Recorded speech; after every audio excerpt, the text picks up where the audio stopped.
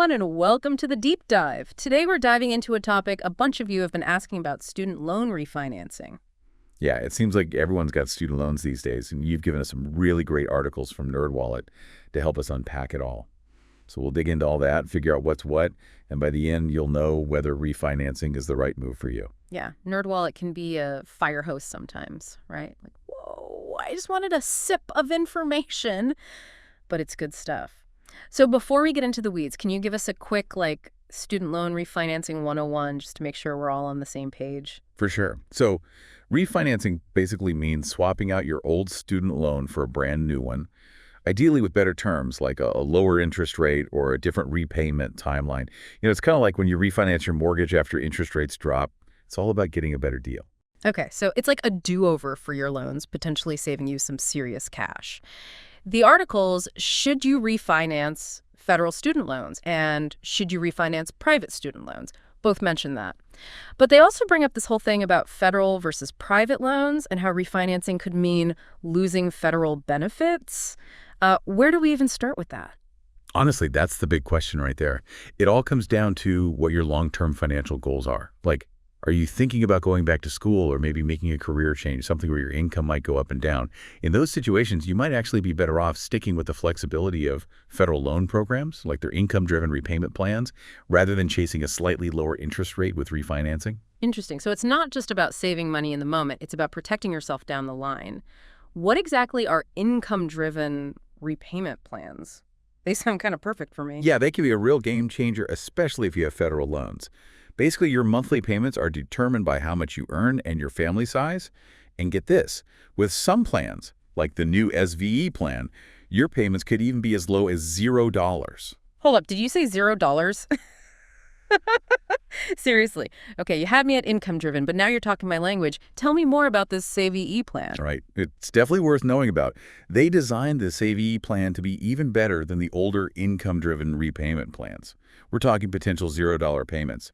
Plus, if you're married and filing separately, they don't even consider your spouse's income, which is pretty amazing. Wow, okay. Federal loans have some serious advantages with these income-driven repayment plans.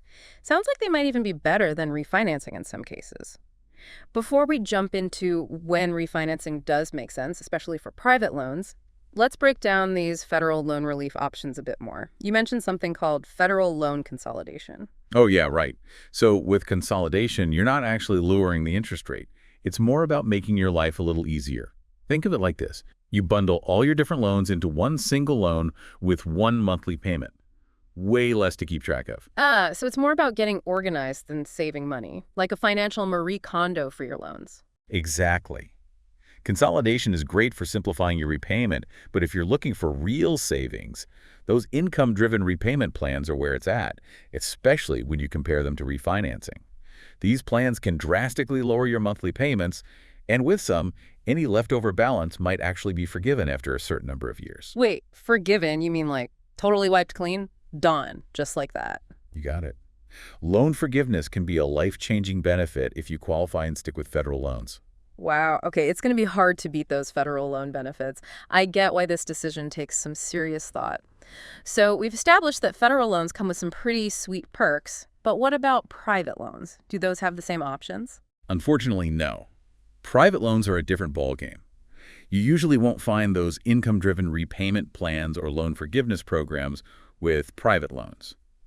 That's why refinancing can be a more attractive option for private loans. So with private loans, it's less about will I still have these benefits in the future and more about how can I get the absolute best deal right now. Exactly. It all boils down to interest rates and repayment terms. And that, my friend, is what we'll explore next. So with private loans, it seems like it's all about snagging those awesome rates and terms. How do we actually make that happen? When is refinancing private student loans like a no-brainer? Well, NerdWallet, in their article, Should You Refinance Private Student Loans? They lay out 3 really common situations where it's a slam dunk. First off, if you got stuck with a super high interest rate when you first took out the loan, refinancing can be a lifesaver, especially if your credit score has gone up since then. Lower interest rate, lower monthly payments, music to my ears. That just makes sense. What about the second scenario? Okay, picture this. You're juggling multiple private loans, all with different due dates and interest rates. Talk about a headache, right? Well, refinancing swoops in and lets you combine all of those into one single loan, often with a lower average interest rate. One payment, way less stress. Streamlining, always a good thing. What about that final scenario where refinancing private loans really takes the cake? This one's for those who are feeling financially solid and ready to tackle their debt head on. It's all about shortening the loan term. Now, this might mean a slightly higher monthly payment in the short term, but you'll be kissing that debt goodbye way faster and saving a significant chunk of change on interest over the life of the loan. It all comes down to what your budget can handle and what your financial goals are. Short-term pain for long-term gain. Gotta love that. It's like, I hate going to the gym, but afterwards I'm always like, why don't I do this more often? Speaking of things changing over time, what happens if, say, you refinance once and then interest rates take a nosedive? Can you refinance again, or are you stuck with that first deal? Don't worry, you're not locked in. The article, When to Refinance Student Loans, reassures us that you can actually refinance as many times as you need to. It's like, when you're on the hunt for a better cell phone plan. Always got to keep your eyes peeled for a better deal. That's a relief. Gotta love those opportunities to optimize. The articles also talk about shopping around for the best rates. Any tips on how to do that like a pro? Absolutely. First rule of Refinancing Club, don't just jump on the first offer you see. Take your time, compare rates and terms from a bunch of different lenders.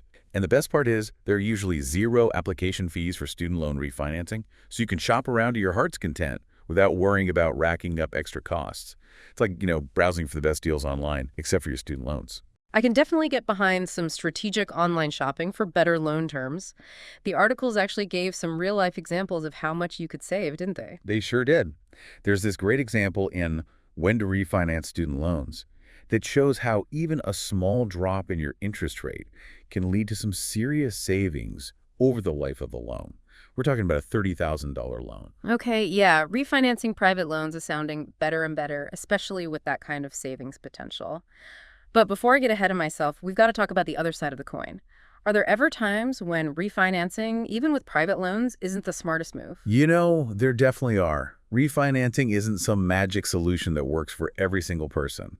Sometimes it truly is better to stick with what you've got. So no sugarcoating. When should I be slamming on the brakes when it comes to refinancing? Both when should you refinance student loans and when to refinance student loans do a fantastic job of outlining those situations where you might want to hold back. Let's say you're really banking on those federal loan forgiveness programs, like the Public Service Loan Forgiveness or PSLF. If you refinance those federal loans, you'd be kissing those programs goodbye, and that could cost you big time in the long run. It's like trading in your plane ticket for a bus pass halfway through a flight to Hawaii.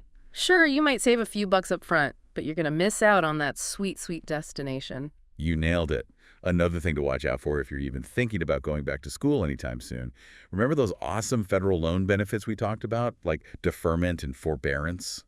Yeah, those are off the table if you refinance your federal loans. So if you're headed back to the classroom, those federal loan benefits are like having a student discount card. Don't you dare leave home without it.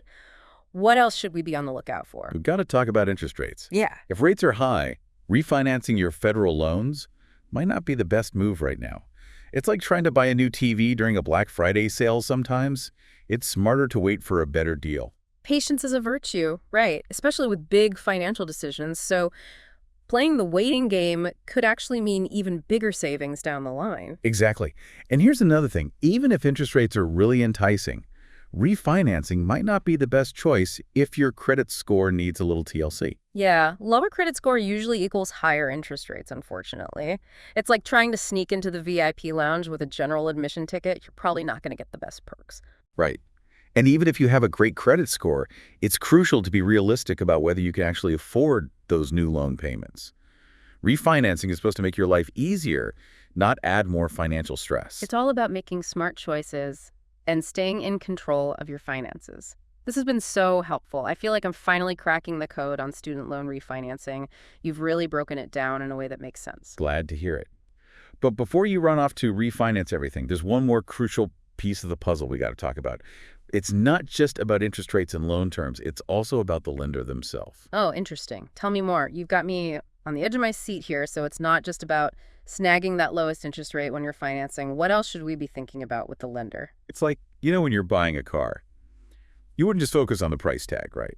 You'd also want to know about the dealership's rep, how their customer service is, and what kind of warranty they offer. Well, it's the same deal with student loan refinancing. Don't just go for the lowest interest rate. Dig a little deeper. Check out their customer service and what they offer in terms of repayment flexibility.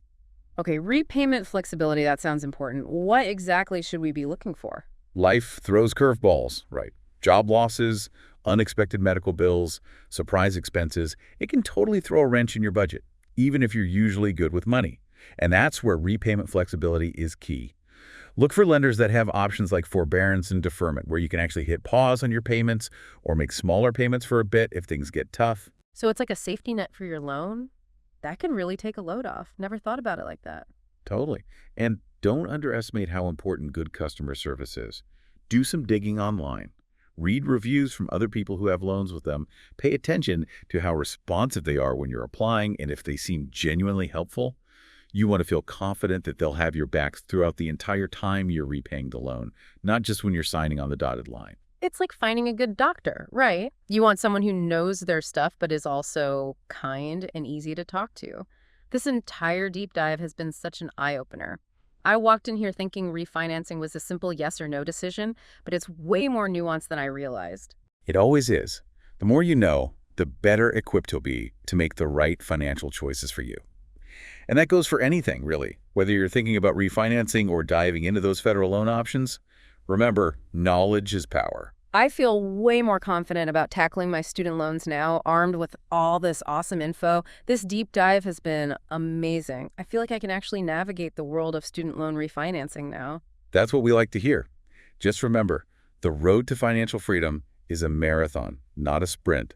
So be patient with yourself, do your research, and don't be afraid to ask for help if you need it. And on that note, it's time to wrap up another deep dive. We hope you enjoyed this journey into the wild world of student loan refinancing. Remember, the best decisions are informed decisions, so keep those questions coming, never stop learning, and keep diving deep.